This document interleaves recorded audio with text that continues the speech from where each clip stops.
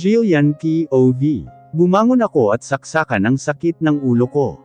Nag-inom kasi kami kagabi at sobrang dami ng dinala nilang alak, at pinaubos pa samin. Ang malala ay naglaro kami at ako ang laging talo, kaya ako yung puro inom. Habang hinihimas ko ang mukha ko, ay napansin kong may katabi ako. Dahan-dahan ko itong nilingon at nakita kong mahimbing na natutulog sa tabi ko si Carlos. You gotta be kidding me.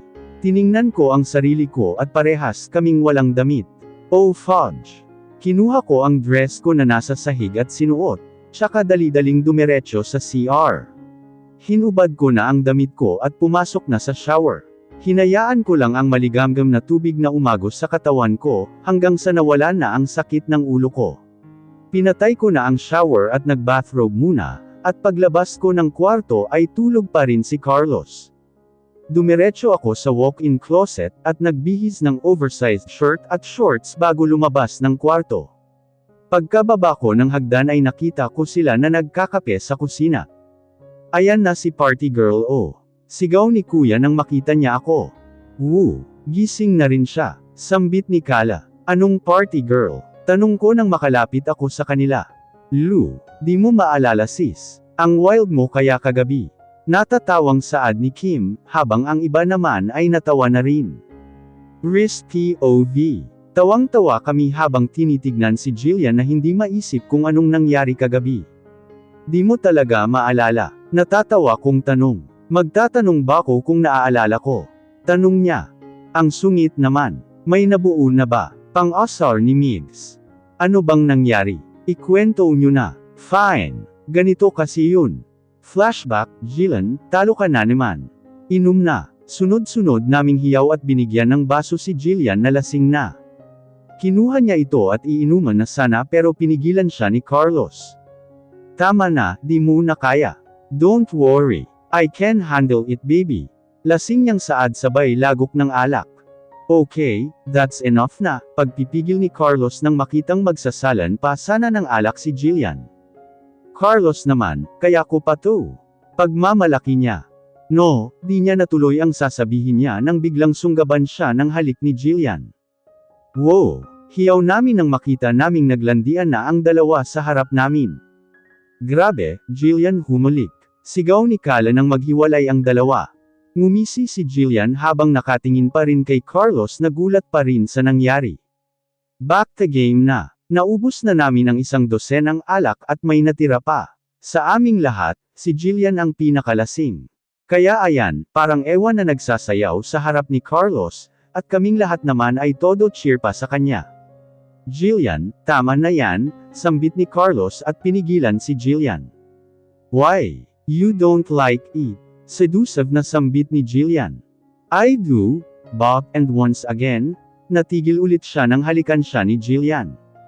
Panay cheer kami sa kanila nang makita naming tinatanggal na ni Jillian ang butones ng damit ni Carlos, habang patuloy pa rin sila sa paghahalikan. Unahin na ang honeymoon. Sigaw namin. Boss, ikama mo na yan. Sigaw ng mga lalaki. Tarantado talaga.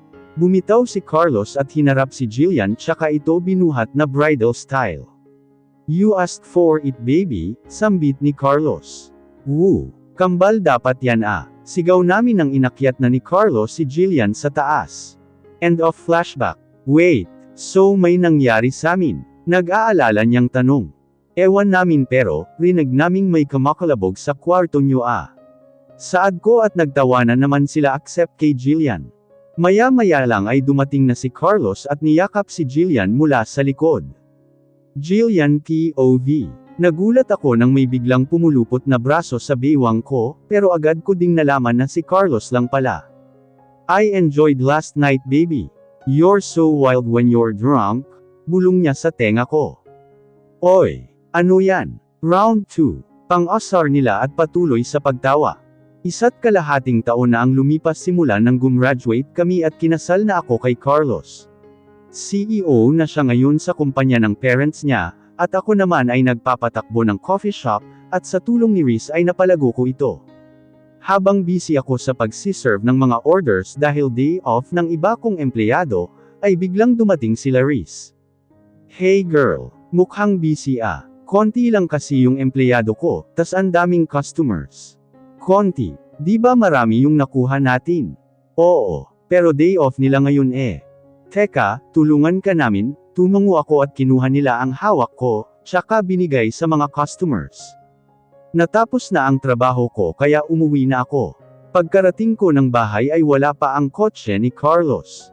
Magandang gabi hiha, bati ni Manang sakin. Hi po Manang, bati ko at umakyat sa taas, tsaka nagpalit ng damit. Bumaba na ako at dumiretso sa kusina at nadatnan ko si Manang na nagluluto. Manang, ano po yung niluluto nyo? Tanong ko. Adobo iha, request ng asawa mo. Kailangan nyo po ng tulong. Ay, hindi na iha. Alam kong pagod ka na. Magpahinga ka na lang dun sa sala. Sigurado po kayo. Oo iha, tumango na lang ako at dumiretso sa sala.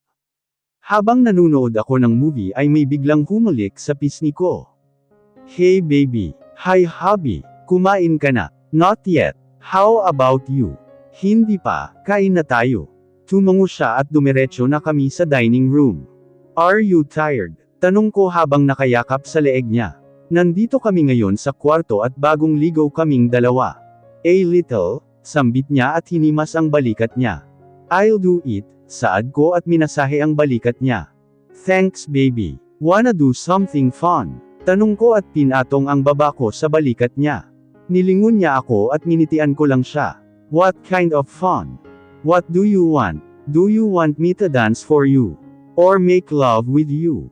Can you do both? I can. Tumayo na ako sa harapan niya, at sinimulang sumayaw. This has been our routine every time na pagod kaming dalawa sa trabaho kaya nasanay na ako. Habang nagsasayaw ako sa harap niya, ay bigla siyang tumayo at sinunggaban ako ng halik. Patuloy kami sa paghahalikan hanggang sa binuhat niya ako at binaba sa kama, yamakap siya sakin at sinimulang halik-halikan ng buong mukha ko papunta sa leeg ko. Unti-unti na niyang binababa sa braso ko ang straps ng night dress na suot ko. Habang ako naman ay tinatanggal ang butones ng long sleeves pajamas niya, hanggang sa siya na ang nagtanggal nito, at ibinato kung saan. Pinaupo niya ako sa kama at mabilis na hinubad ang dress ko. Now, I'm only wearing my pantaas at pangloob in front of him. Humiga ulit ako sa kama, at siya namang hinalikan ang aking chest. Naramdaman kong naglalakbay na ang mga kamay niya papunta sa likod ko, hanggang sa natanggal na niya ang hook ng suot ko. Binato niya ito sa sahig at sinimulang halikan at paglandasin ang chest ko. Napabulong ako ng malakas ng bigla niyang halikan at hawakan ang chest ko. You're so sexy baby, bulong niya at hinalikan ulit ako sa labi. I opened my mouth and he entered his tongue. Sinimulan niyang galugarin ang bibig ko hanggang sa bumitaw siya at bumaba na sa may tiyan ko. Hinalikan at hinaplos niya ang tiyan ko, at unti-unti na niyang tinanggal ang suot ko. Binato niya ito at agad din niyang hinubad ang pajamas niya kasama ang panloob, kaya nakita ko na ang kaibigan niya. Unti-unti niyang pinaghiwalay ang mga kamay ko at hinalikan niya ulit ako.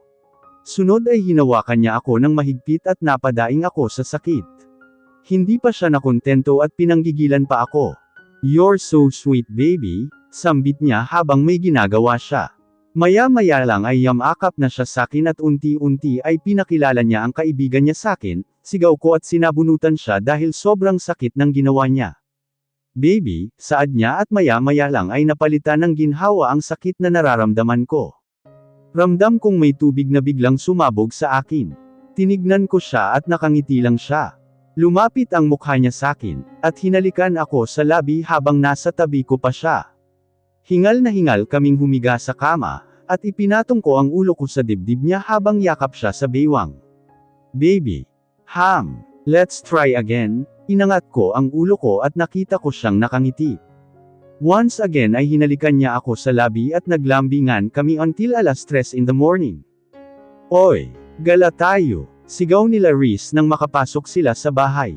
Saan ba? Tanong ko. Balita ko may bagong bukas na Japanese restaurant malapit lang dito. Tara puntahan natin. Pas muna ako, saad ko at umupo sa sofa.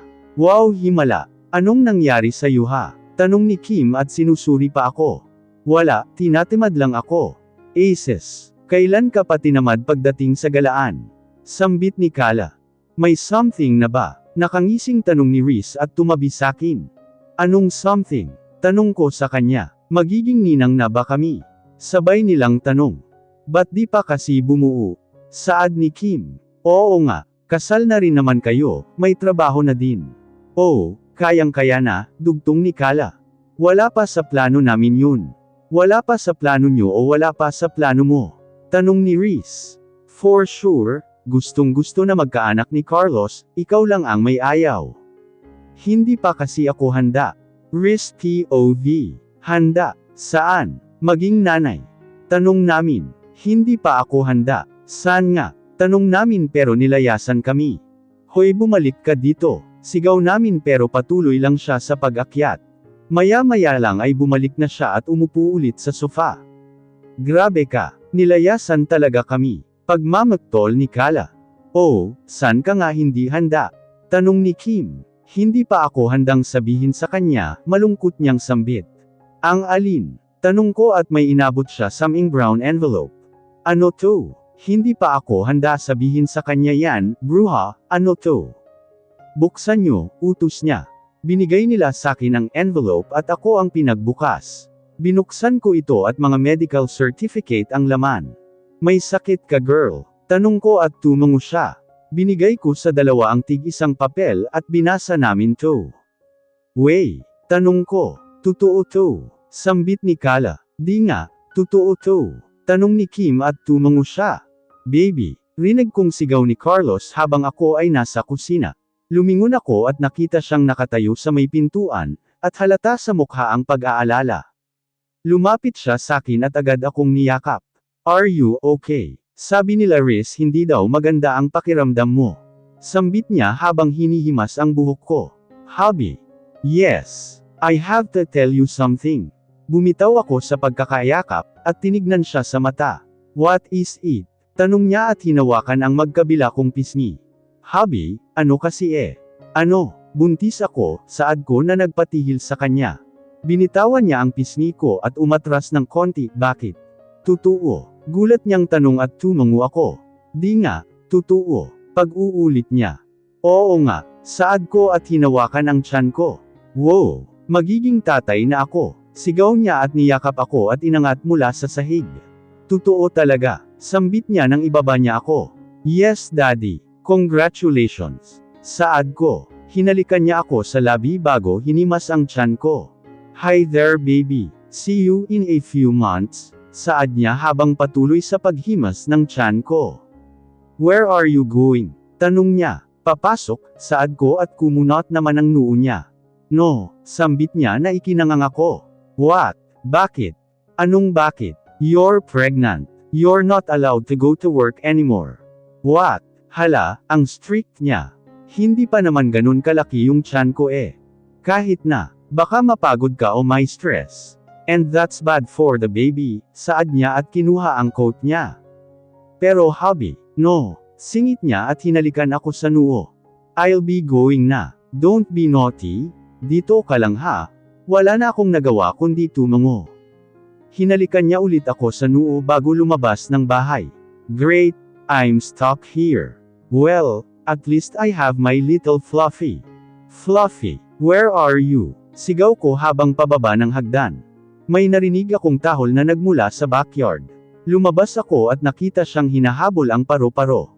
Hinayaan ko lang siya doon, at pinanood kung paano siya manggigil doon sa paro-paro habang pilit itong hinuhuli. Hello Jillian. Napatawag ka? Tanong ni Reese. Need a favor. Pwede ikaw muna bahala sa shop. I'm already here, saad niya na ikinagulat ko.